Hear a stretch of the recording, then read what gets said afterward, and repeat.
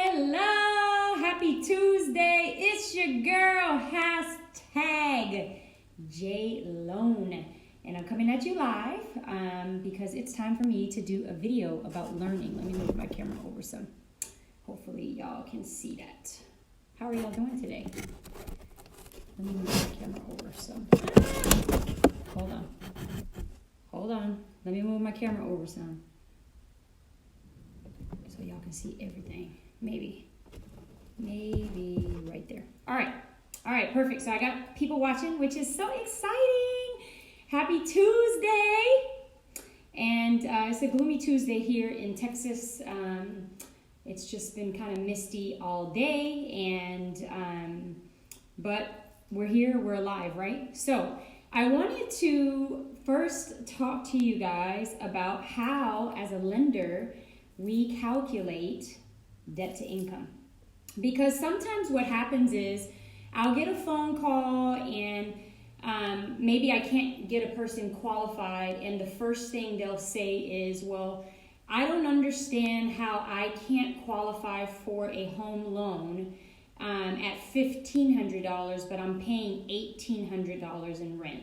So it's a tough question to explain, but the easiest way to say it is when you rent, they're giving you possession of their home for a little bit, okay? But when you purchase, that's a lender actually giving you their money. So there's different qualifications for if you can qualify, and here are the terms in which you will qualify for a home loan. So calculating debt to income, although I never really want you to do it on your own because there's things that we can exclude, there's advice that we can give to pay down or off debt.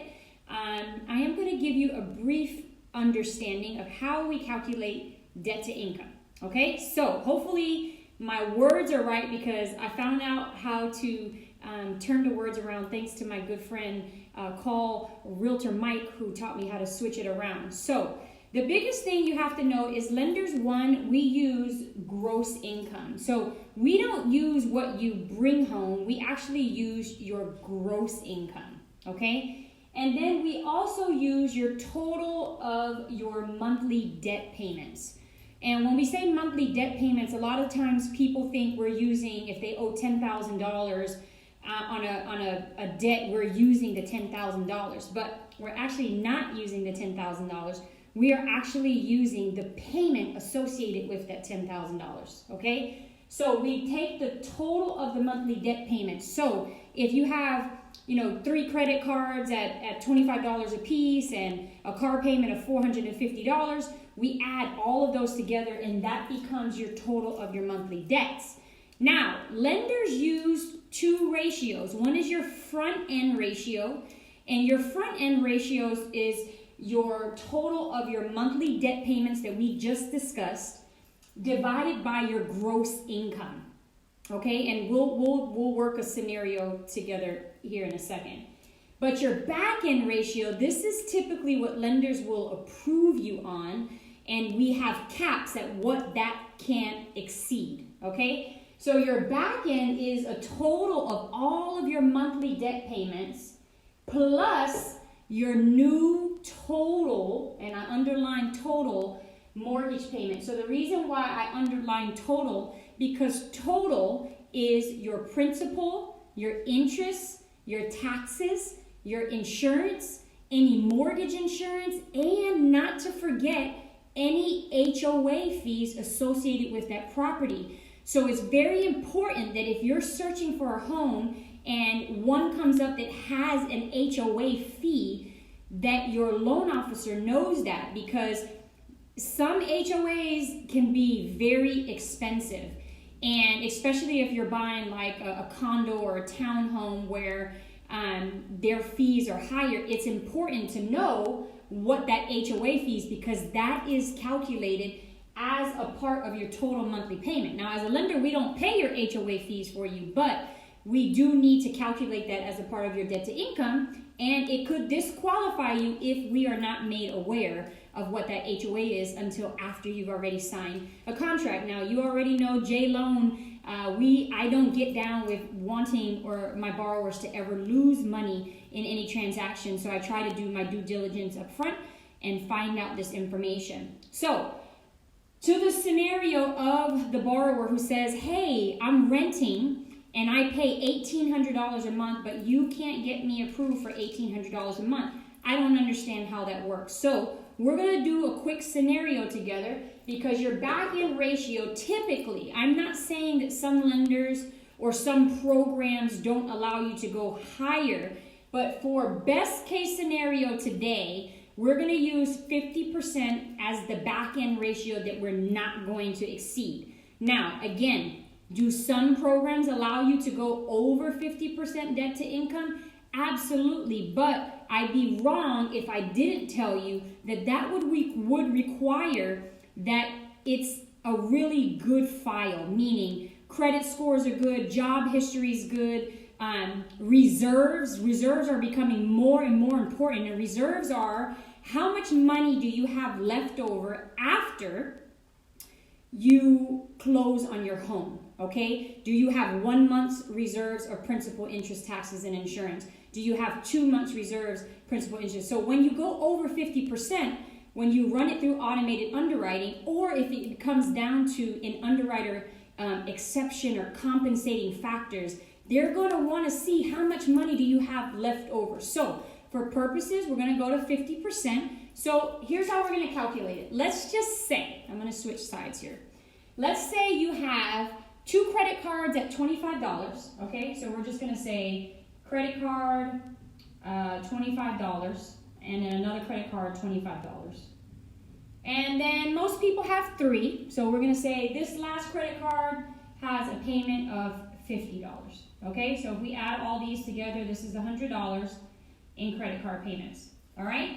Now, let's say also you have, which most people have, a car payment. So you have a car payment, and your car payment is $650 a month. A little high, but you'd be surprised what I see. So $650 a month, and to furnish your apartment that you have now, you went to Rooms To Go and you bought some furniture. And so now at Rooms To Go, sorry, so sloppy, you have a $200 a month payment, installment payment, or credit card, depending on what they do, okay? So hopefully y'all can see that. So if I total all of these debts, this is $950 a month, okay? Now, this borrower, just for purposes, makes combined income in the house of $5,000 a month. So either on his own or her own, it's $5,000 gross, or combined as a household of husband and wife, they make $5,000 a month. So their gross income, is $5,000 a month. All right? So if we wanted to calculate your front end ratio, just your front end, we would divide the $950 by the $5,000. Now, you know I've already prepared myself for this math. So $950 divided by $5,000 is about 19%. All right? But now, let's just say your new estimated total mortgage, or your new total mortgage payment, that's going to include principal, interest, taxes, insurance, mortgage insurance, and possibly HOAs, that is going to be $1,550 a month. All right? So in order to calculate back-end ratio, we can't forget our easy math that I gave you, which is we have to add the $1,550 to the debts we already have. Okay? So $950 plus $1,550 is going to give us $2,500 in your total monthly debts plus your new estimated mortgage. Okay? Now, of course, you know I made these numbers work because I didn't want to do math while I was on the on live. So if we take $2,500 and we divide that by 5,000, that gives us our back end ratio of 50%. Okay? So that tells you right there the max mortgage that I could possibly qualify this person for is $1,550 a month. Now remember, they said that they were paying $1,800 in their rent, and they were disappointed that I could not qualify them at $1,800, which is what they wanted. But as you can see, we're already capped at 50% at a $1,550 mortgage. So of course I would go back to the drawing board, and obviously I would see, is there a way that we can get this room to go either paid off or paid down, so that we can either exclude the debt or be done with it. But once again, it gets a little thorough because I don't want you to use your assets that we may need to qualify you to pay off debt. So does that help a little bit? I see a lot of people looking on here, but this is a good way to know if you came to a lender about how much could you qualify for. And once again, this shows you this borrower wouldn't be able to purchase a home that had a mortgage payment over $1,550. So if you want $1,800, then of course we have to start a little earlier, and we have to financially plan what debts we're going to exclude so that you can qualify for at least $1,750, which is much closer than your $1,500 $1,550 that we can qualify you for. So are there any questions on how to calculate debt to income? So let's see who's watching without me dropping this. So Roderick, Linda, Myron, I see everybody watching. Hello everyone, how are y'all doing? All right, is this video helpful? Just shoot me a thumbs up so we can really make sure that you understand this. So once again, calculating debt to income, front end, back end. Your back end is super important. This is the one that guidelines typically say can't exceed. And don't get me wrong, some guidelines do talk about front end and back end. Sometimes your front end equals your back end because they don't have current debts, and sometimes that hurts you through underwriting too. So it's always important to try to have something for your front end. And if you don't like credit cards, just get a secure bank credit card. Secure bank credit cards is your own money. So if you don't like that whole idea of credit cards, here's $1,000, go spend it. If you get a secure bank credit card, you use your own money, but you get credit as if you're using a credit card. So hopefully this is helpful. And obviously, if you have any questions, I'm always happy to help you with any questions you have, or maybe calculating your own debt to income. It doesn't necessarily mean I have to pull credit, but the reason we pull credit is because we can look at the whole scenario and be able to come up with a plan for you if you don't qualify for what you want to qualify for. So it's your girl, hashtag JLone, coming at you. Look at my new signs, coming to a closing near you. J Lizzle. Wait, let me go this way. Jeanette Holland right here. And you know, I just had to do it. I see these everywhere, but bam, look at your girl's big head. So you're gonna be able to use these at your closing. We're gonna have some fun up in here. You get to hold me in your arms when we're closing. So look at that, ha, ha. And y'all said there could be two of me. There's my twin right there. Look at that. It's your girl, hashtag JLone. All right, y'all. Y'all know that I am very crazy and silly and fun. So let's just see. I have a comment on here, so I'm gonna answer it before I get off. Let's see. I pay most of my bills with a credit card, and I pay it off in full every month. Does that mess with my debt to income ratio? No, it doesn't mess with your debt to income ratio. It depends on when we pull your credit. So we can pull your credit, and those payments may not have reflected, and then those payments will show as if you have them. But it's a quick fix. I typically go through the debts when I have a debt to income issue with the borrower and say, okay, I see a car payment of $450. Is this accurate? I see a credit card of this. Is this accurate? And most people say, oh, well, I just paid that off. Well, if you just pay it off, depending on when you pay it off, they may not have reflected that yet or reported it to the bureaus.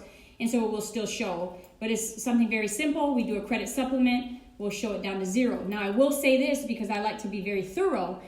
If you are trying to build credit, all right, so this is not for my 700, 800, borrowers who are doing great with their credit. But if you're trying to build credit, the last thing you ever want to do is pay off your credit cards before they report, because in order to get credit scores, you have to show that you know how to use credit. So zero balances have no memory. So if every time they report it's at zero, it doesn't show that you know how to use credit. So typically let it report. Obviously, you don't want the balances over 30% of the limit. So again, if you have $1,000 limit credit card, the balance you never want to exceed $300 in a month. So if you're going to pay it down, let's just say you use $750 because you bought a new TV and it's getting ready to report, at least pay it down to $300. So make a $450 payment. Once it reports, then go ahead and pay it off because they're not going to report again till the next month. I hope this makes sense, Tyler. Thank you so much for your comment.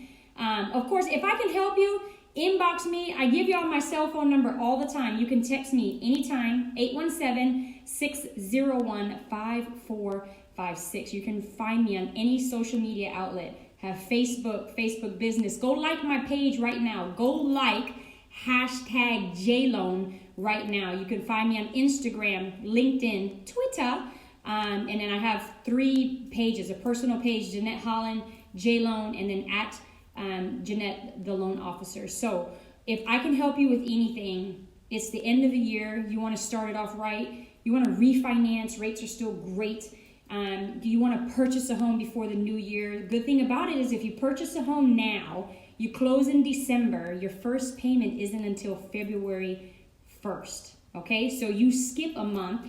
And I'd like to explain that. Do you know why you skip a month on the mortgage side? Anybody know? Anybody watching know why you skip a month when you purchase a home? I'll wait. 5, 4, 3, 2, 1. Anybody know? Okay, so I don't have any comments on there. So the reason why is because when you pay a mortgage in the arrears. Okay, so what that means is when you make a payment in November, you're actually paying for October's interest. Okay, so when you close on a home, we typically collect what are called odds days of interest. So if you close on the 15th of the month in November, just throwing this out there, you'll have 15 days of odds days interest. So you're going to pay for the rest of the month of the interest for November, and then you skip December, and your first payment is in January because January pays for December's interest. Ha ha! Taught y'all something new today. Me and my girl, we coming through with the knowledge. So holla at me. I'd love to help you. No, in all seriousness, I love what I do. 13 years strong, and I'm happy to help. Okay, so y'all have a blessed day. It's your girl, #JLoan. Remember, go like my page right now, #JLoan, or actually on Facebook, it's at the JLoan. So go ahead and like that page. You'll get all of these posts and any other silly posts. I posted the black cat today. If you watch football, you already know the black cat is in the building making headlines. So whoever has that cat right now can actually be very famous. But anyways, enjoy your Tuesday, the rest of it. Hopefully we'll have some sunshine here tomorrow. Hopefully there's sunshine in your state. Remember, I take care of all of Texas. It doesn't matter where you are in Texas. All of Texas and all of my hometown state, Florida. So if you need any help, purchase, refinance, looking to get pre-qualified, want to talk to somebody, need some advice on whether now is the right time, let's get your 2020 in line today. I'm happy to help you. Talk to you soon. Bye-bye. Mwah. Bye-bye. It doesn't want to finish. So bye-bye.